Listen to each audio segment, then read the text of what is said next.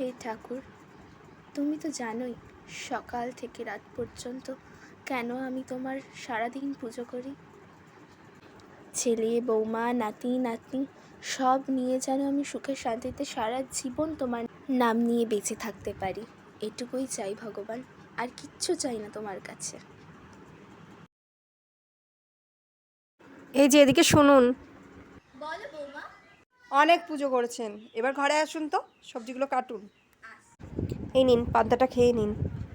কিন্তু বৌমা, আমার তো ঠান্ডা লেগেছে, পান্তা খেলে ঠান্ডা লাগবে তো। একদিন পান্তা গেলে কিছু হবে না। একদিন কোথায় বৌমা, গোটা 1 মাস ধরে তো এই পান্তা ভাতই খেয়ে আসছি, সয়ে গেছে গো। পুরো ভিডিও দেখার জন্য তাড়াতাড়ি সাবস্ক্রাইব করো।